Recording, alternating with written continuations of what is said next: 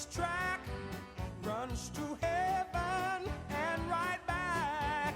Every time I feel the Spirit moving in my heart, I will pray. Yes, every time I feel the Spirit moving in my heart, I will pray.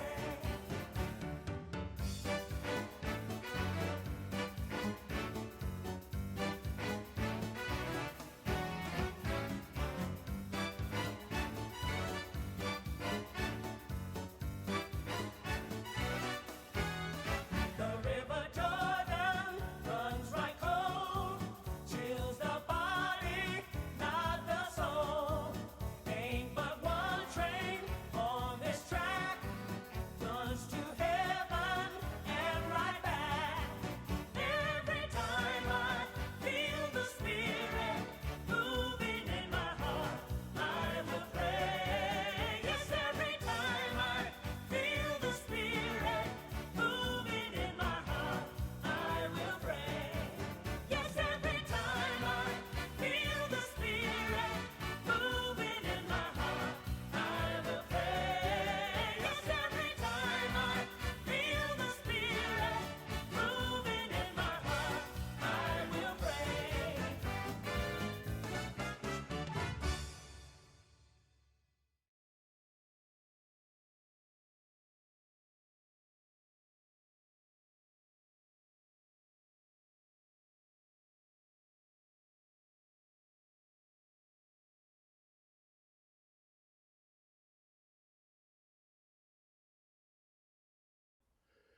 Good morning. My name is Reverend Art Severance. For the call to community, I have 10 suggestions for a healthy congregation from my colleague Dean Starr, now gone for many years. 1, always be kind to one another even if you think meanness is justified. 2, always attribute the best possible motives to one another, even when you do not understand one another's words and actions. 3, promise one another only what you can really intend and are capable of delivering. 4, laugh and cry together, sharing both your joys and your heartaches. 5, be very quick to praise one another and slow to criticize. 6, defend one another but avoid being defensive. 7, accept one another's gifts with gratitude and accept one another's deficiencies with grace. 8, do not tell one another how to feel. Remember that feelings are facts and treat them accordingly. 9, greet each day with expectation and each hour of rest with thanksgiving. And 10, let your eyes light up when you come into another's presence. And now let us light the chalice. We kindle the flame of this chalice because we seek the light of love for all humanity, the light of religion, which is universal, the light of holiness, which is called by many names, the light of justice for all people, the light of peace for all countries of the world, the light of hope, which we must never cease to preach, the light of forgiveness, that we may forgive others even as we may be forgiven, the light of beloved community gathered to worship. Let us read the affirmation together. Love is the spirit of this church, and service is its law. This is our great covenant, to dwell together in peace, to seek the truth in freedom, and to help one another.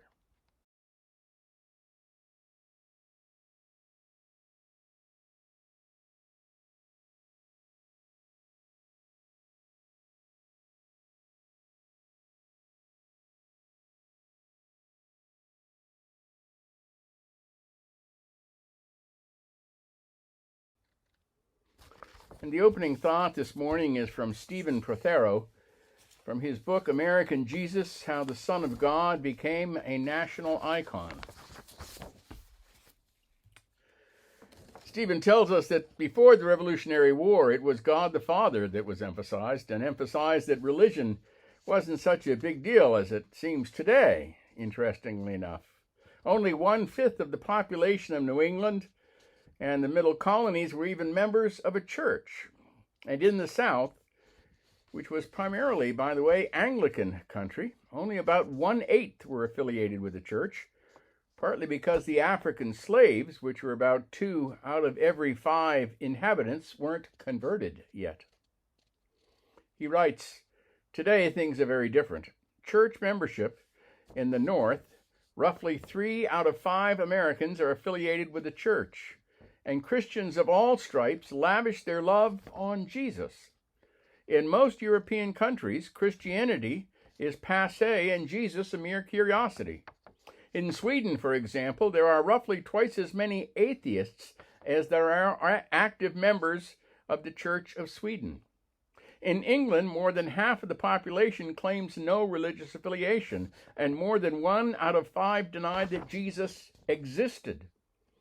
In the U.S., by contrast, more than 2 out of every 3 citizens say they have made a personal commitment to Jesus Christ, and approximately 3 out of 4 report they have sensed his presence." I'd like to share a song that's a gospel tune, but has Unitarian Universalist words. And I know that because the words are written by a good friend of mine at a Unitarian Universalist fellowship a million years ago, back in 1989, while I was still a member there going to seminary, and I eventually became the half-time minister there.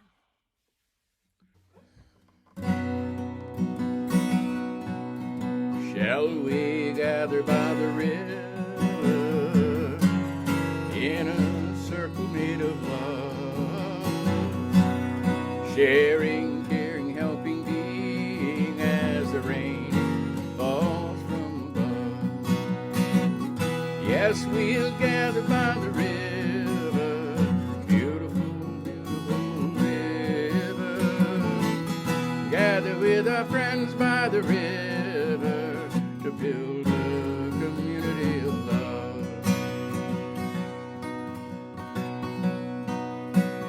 Drops of rain fall in the river, blending with the gentle flow.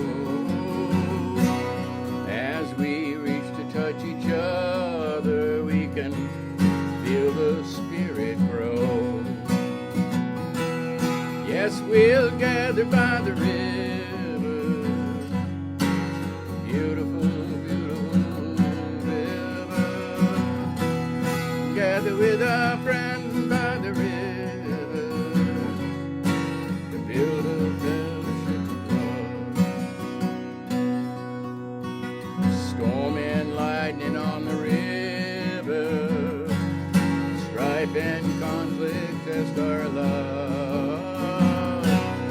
Now there's new strength in the river, understanding builds our love. Yes, we'll gather by the river, beautiful, beautiful river, gather with our friends by the river to build a fellowship of love. Mother Earth, she bears the river, Father Earth, he makes it flow.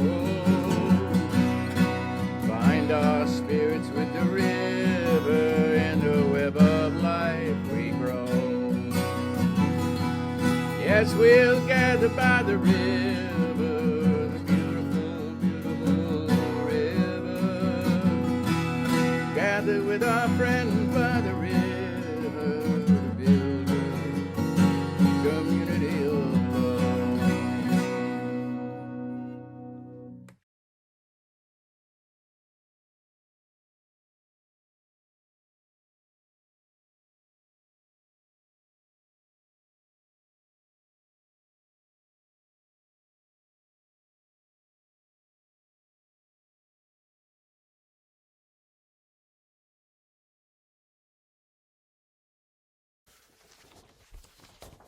prayer this morning is a Lord's Prayer from another friend. It's Father, Mother, who art the energy of love, dwell in our hearts and in all realms. O thou who art the breath of life, may thy desire prevail everywhere. Guide us and support us day by day. Forgive us as we forgive others. Do not let us be diverted from the purpose of our lives. Help us to live in depth and in the present, that we may be filled with divine wisdom, power, and love. That was by my colleague, Rudy Nemser, another dear friend no longer with us.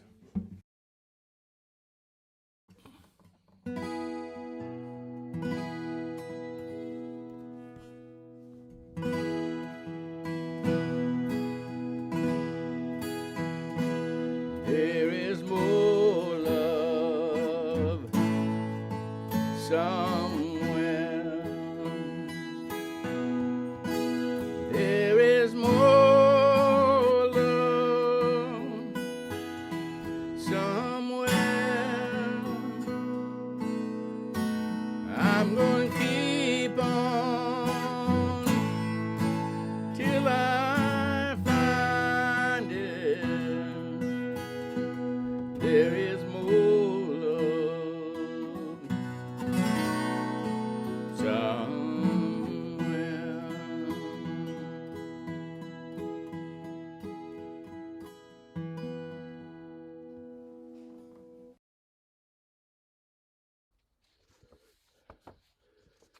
From her highly recommended book called Saving Jesus from Those Who Are Right, Carter Haywood writes, I'm proposing in these pages that those who are right, or whatever religion or politic, tend to espouse authoritarian, moralistic, and adversarial relationship with those who they believe to be, end quote, wrong, and in so doing tend to promote their own ideologies of self-absorption. It is my belief, and it is the basis of this book, that many of us who are caricatured by the right as being heretical or wrong need to be ever more public and enthusiastic in living rational and relational spiritualities that are mutual, passionate, fully embodied and present, forgiving, and nonviolent, end quote.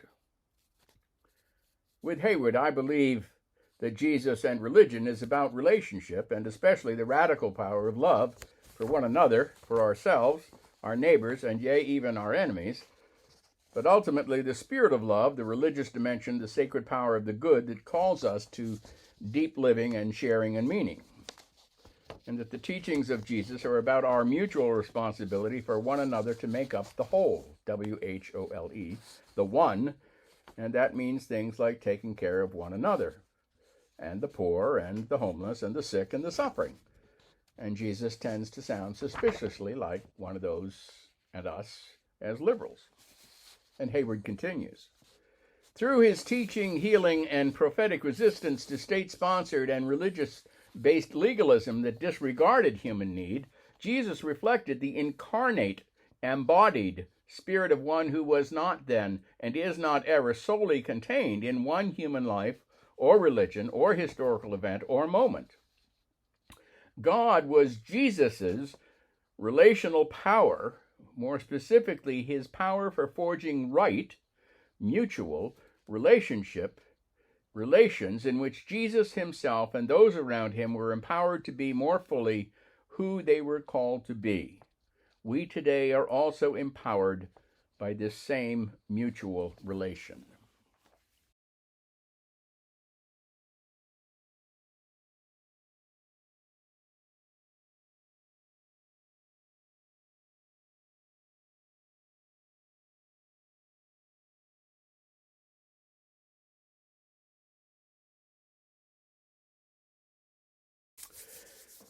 So, beyond a stained glass Jesus,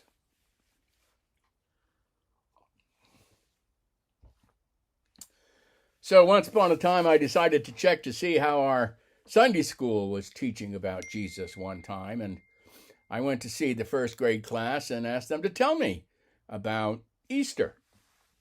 And the girl raised her hand and said, well, isn't that when Santa comes? I said, no, I think you're thinking about Christmas. And so then a little boy said, oh, that's turkey time then. It's turkey. No, I said, no, I think you're talking about Thanksgiving. And then finally one student I could see the light bulb going off and said, I know, Easter is when they killed Jesus, wasn't it? And they laid him in a tomb in a cave. And I thought, oh, finally, someone has got it right. And then he went out of the cave 3 days later, saw his shadow, and there was 6 more weeks of winter. Oh, well, we were close. You know, jewelry these days seems to be all religious jewelry. The religion of crosses and on jewelry seems to be beyond religion anymore. And there was the story about the teenage girl who went into the jewelry store having to decide to buy a pretty new cross, even though she wasn't she wasn't religious at all. But she asked the clerk to see the crosses and pointed to some over in one section. And she said, why do those crosses have a little man on them? And he explained, he said, well, that's Jesus. He died on the cross. And she looked at him and said, ew, that's gross. That's what happens, you see, when we start separating those religions from jewelry. Once upon a time, UU ministers only had 3 choices for their theology. I don't know if you realize that. This was back in the old days, way before computers, when things were actually printed on paper. I am so old, for instance, that I actually graduated from seminary before I got my first computer, way back in the late 1980s. So all official forms, when we had to fill them out for ministry and in the search process, were all done on paper, actually. And you had to check a box, and you only had a choice of 3 boxes that was supposed to sum up your current strand of UU theology, how you defined yourself as a minister theologically. You had 3 choices: Christian, theist, or humanist. That was it. Now, I wanted to say, well, it depends on the day, or all of the above, or at least ask for their definition, but you couldn't, you see. It was on paper, and so out of those 3, I was definitely a humanist.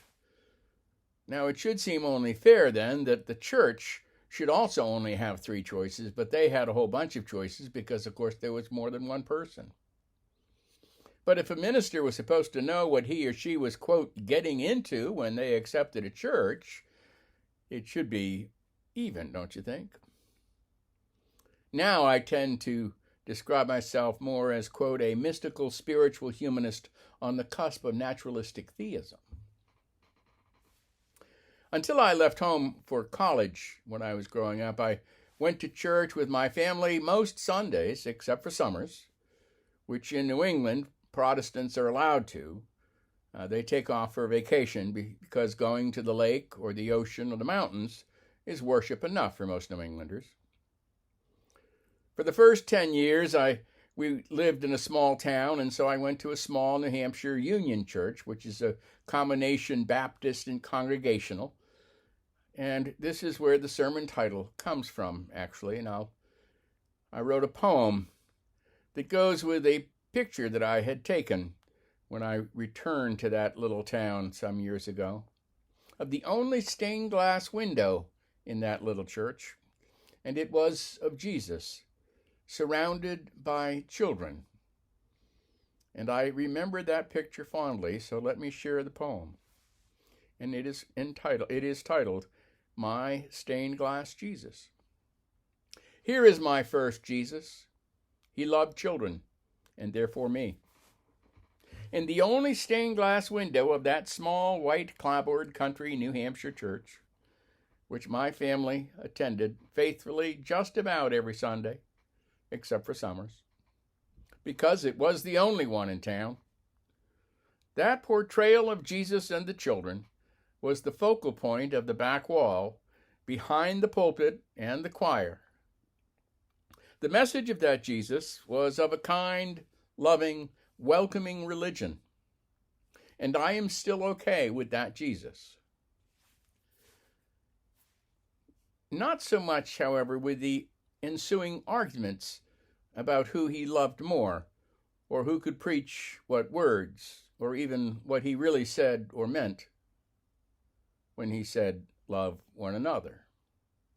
That Jesus, with the children around him, who obviously could tell, as children can, that he was someone to be trusted, a friend to the poor, of all colors and nations. That was the first Jesus I saw in the stained glass sermon that spoke louder than any church doctrine. Love one another, where my family and I faithfully attended every Sunday, except for summer. Because that stained glass Jesus of traditional Christianity was the one trapped by doctrines that were not loving or welcoming. And that church in the town is the only one, and the last time I visited, the only person I still knew there, an elderly friend of mine, said that it had gotten so conservative that many people now drive to the next town to go to church because they no longer feel comfortable there. Where did that stained glass Jesus of mine go? It seems like Jesus had chosen sides and become divisive. Except, of course, we know that it was not Jesus' fault. Jesus had not changed, but the message had. And I often say that I believe in the teachings of Jesus, but not in the teachings about him. But what are the teachings of Jesus? Well, that also depends, of course. And sometimes it seems to depend on whether you're a Democrat or Republican these days, doesn't it? One of the most difficult things a UU minister has to do is to come up with a creative Easter sermon every year. And I served the same Unitarian Universalist church for 16 years, so I had to come up with 16 of them. So every Palm Sunday, I would always do what I call my Jesus sermon. And every year, I would read a new book about Jesus by a progressive writer, usually Unitarian, but not always. So let me share some of the titles that I use for my Jesus sermons. It will tell you something about it, I think. The Jesus Between the Lines. By whose authority? The question remains, who do you say that I am? Jesus, man and mystic, prophet and pastor. Jesus the humanist, full of spirit. Was Jesus too liberal, too human, too divine? Saving Jesus for those who aren't so sure. One of the difficulties is, of course, we don't really know what Jesus said. For a historic fact, we have only the religious text, and surprisingly, there is no original version of the New Testament, most of which was written anonymously, scholars tell us now, except for most of the letters from the Apostle Paul. Not all of them, but most. And all of it, including those from Paul, were written at least 30 and sometimes as many as 70 years after Jesus died. There were no known eyewitnesses that wrote anything down. And there is really no historical Jesus to be found, only one for people to interpret. And yet he has made his mark. One of my Unitarian sages is Emerson, and I believe he is truly the touchstone of the beginning of present-day Unitarian Universalism, especially in his commencement to the Harvard Divinity School back in 1838, which became his essay, The Divinity School Address. And he said this, which was incredibly radical for its day, which doesn't sound so much now. Jesus Christ belonged to the true race of prophets. He saw with open eyes the mystery of the soul. Drawn by severe harmony, ravished by its beauty, he lived in it and had his being there. He saw that God incarnates himself in man and evermore goes forth to take possession of his world. But what a distortion did his doctrine and memory suffer in the same, next, and the following ages. The understanding caught this high chant from the poet's lips and said in the next age, "This was Jehovah come down out of the heaven. I will kill you if you say he was a man." So Christianity became a mythos as the poetic teaching of Greece and of Egypt before, end quote. His speech was so radical that Harvard denounced it, and he was not invited back to speak for at least 25 years, even as he became more famous. But this was in 1838, after he had left the pulpit and the ministry, because he had found it stifling even back then, especially the celebrating of the Lord's Supper, the communion, which he could no longer participate in, and he had asked his board if he could stop celebrating it, but they said no. So he quit.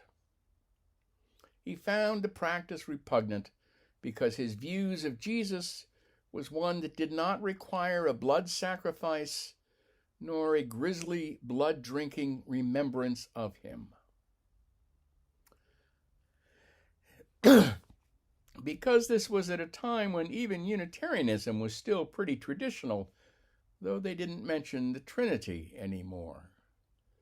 Indeed, they just didn't mention it, you see. By the 1900s, biblical scholarship had started to look for the historical Jesus in a more liberal way, but even then they found it was hard to find it. Even as a more conservative backlash, and not too long after that, fundamentalism would start in reaction to the more liberal looking for a historical Jesus. One of the more famous books was by Albert Schweitzer, who became somewhat of a Unitarian himself, though he never stopped being a Lutheran. His famous book was The Quest for the Historical Jesus, first published in 1910, and is said by scholars to have sounded the death knell for that search for historical Jesus, and most scholars agree. And yet Schweitzer, who lived practically a saintly life himself, continued throughout his long and deeply religious life to find great meaning in that Jesus of faith. Jesus, he wrote, continues to give meaning for the world because a mighty spiritual force streams from him and flowing through our time also. He is not the Jesus historically known, but Jesus as spiritually arisen within, and I will use humanity, who is significant for our time and can help it. Not the historical Jesus, but the Spirit which goes forth from him, which overcomes the world, end quote. Think about how much the world was changing at that time and how little religion was. America, growing up in the 1950s, America was church-going and Jesus was at the center of the stained glass nation. But by the late 1960s, with the civil rights movement and Vietnam going on, the church was beginning to fray at its edges, to become divided into liberal and conservative, as was Jesus. But the leaders of the movement in civil rights, and in many cases the anti-war movement, suddenly became leaders of the church as well, and ministers. And they started using teachings of Jesus for justice as well, including many of the UU ministers who responded to MLK's call to march to Selma. Retired Episcopal Bishop, another very progressive writer who, as Christian, sometimes sounds more Unitarian Universalist, and we had him speak at our church once. John Shelby Spong, who, to give you an example of interpreting Jesus, interestingly was born and raised in the same town and went to the same high school at the same time in North Carolina as Billy Graham.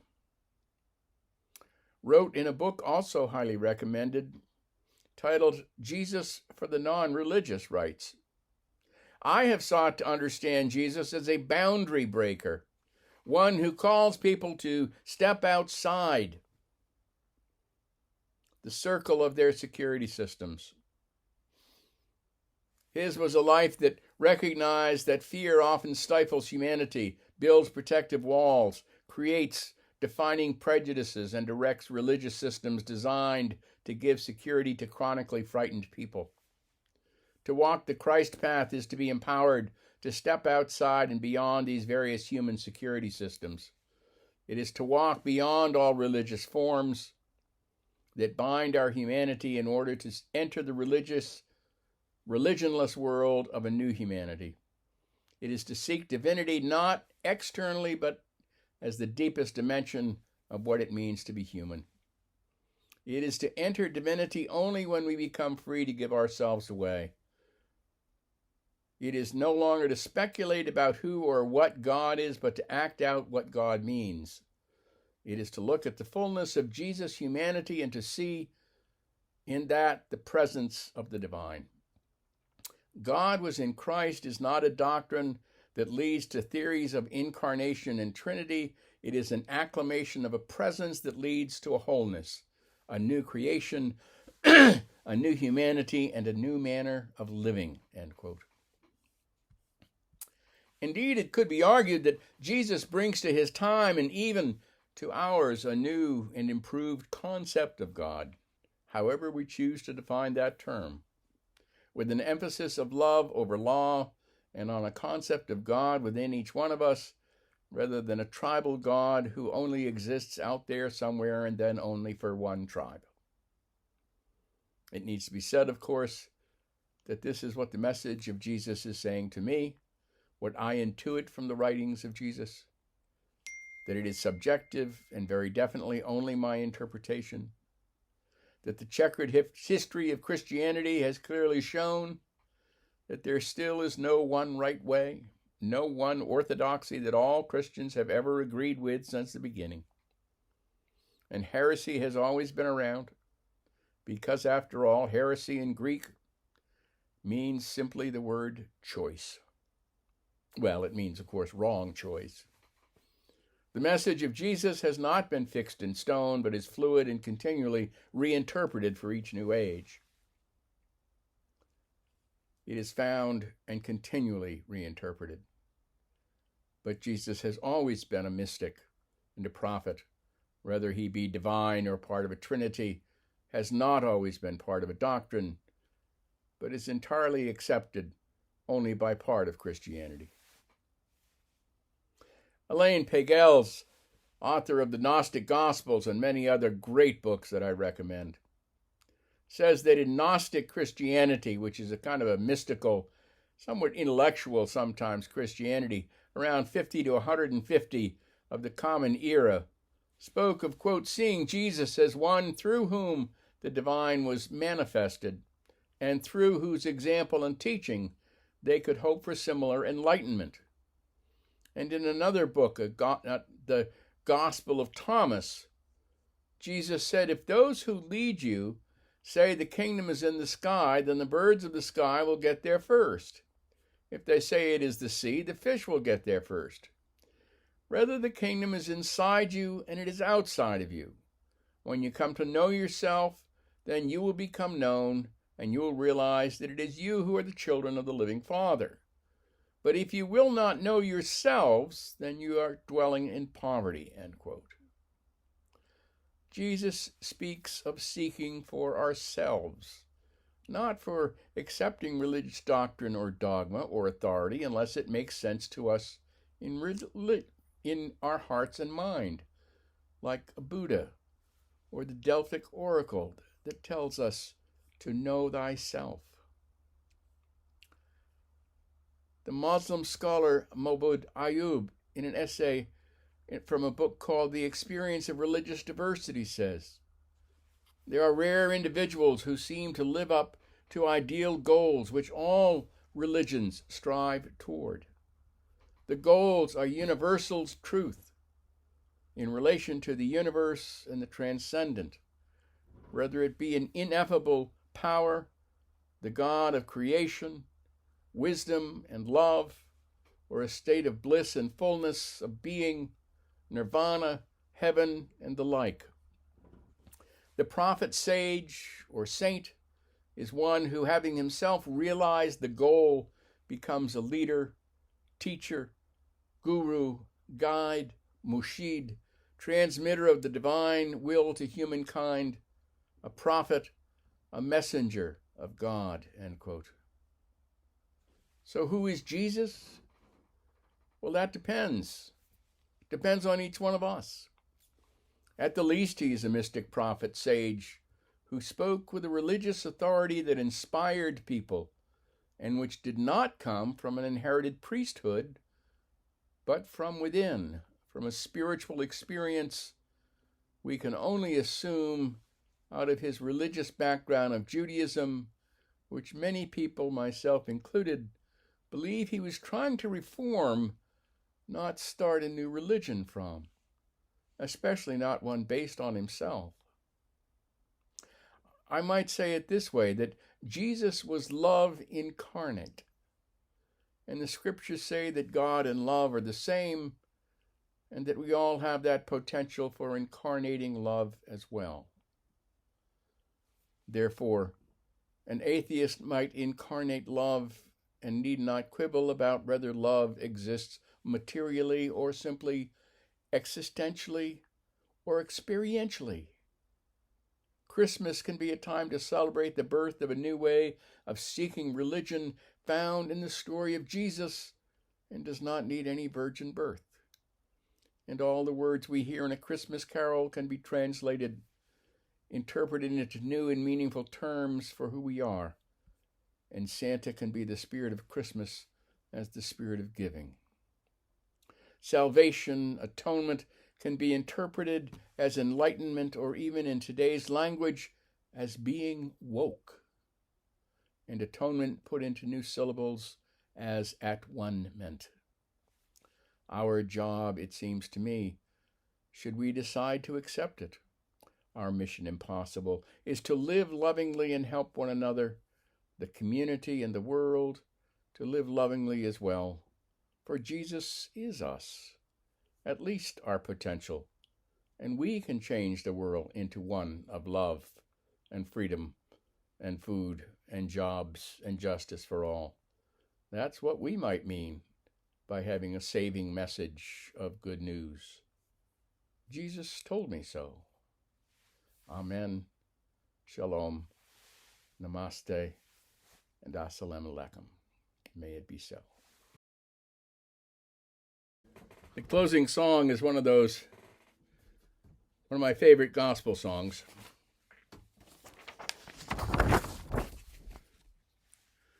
I invite you to just enjoy it.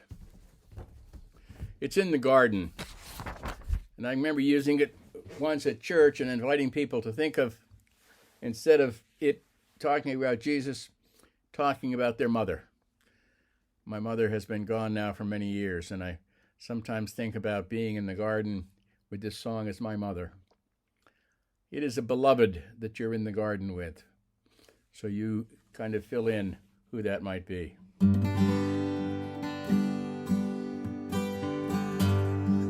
Oh, I come to the garden alone, while the dew is still on the roses, and the voice I hear falling on my ear, the Son of God discloses,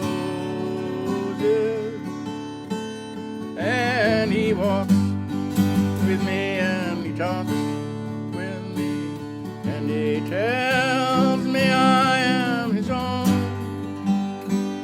and the joy we share as we tarry there, none none other has ever known.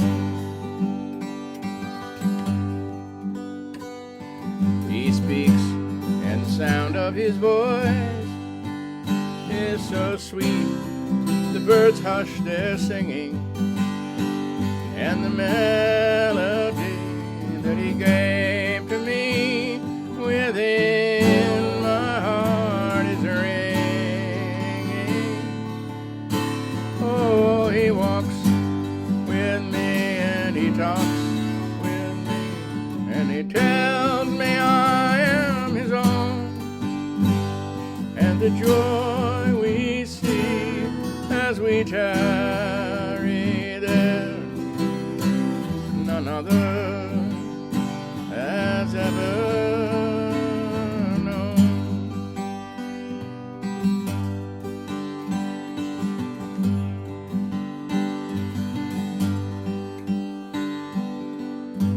I'd stay in the garden with him, though the night around me be falling, but he bids me go to the voice of woe. His voice to me is calling.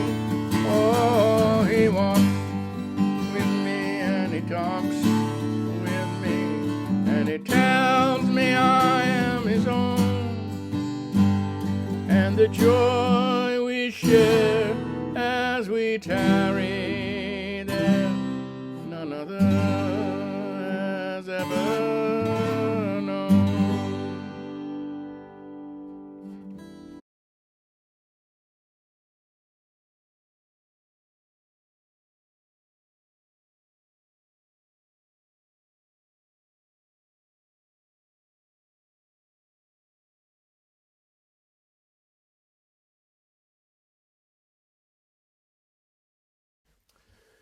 And now may the peace that passes all understanding be with us now and for a long, long time.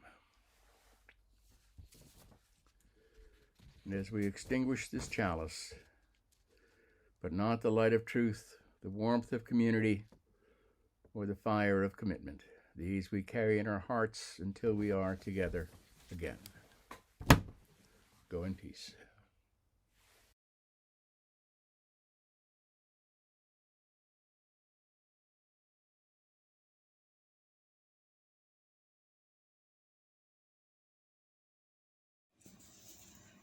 Greetings. My name is Reverend Dr. Ayadon, and I'm delighted to worship with you on March 21st. In a poem, Blistering Hope, Kenneth Sehested says, "The rock well disguises its distress. Dozens of strokes are no different from the first, and the splitting swing is an epiphany. The stone's sheer beauty is the only interim award. Blisters, the only gauge of progress." A stonemason would tell us that the rock is not easy to shape. It takes time and leaves blisters on our hands. Many other things in life are just like that, where the results are not visible right away. How do we engage the work where the only sign of progress are the blisters on our hands? Can we handle the blisters? Where do you find hope and beauty in the work that is ongoing? I invite you to reflect on these questions and share your experiences with one another, and I look forward to being with you in worship on Sunday.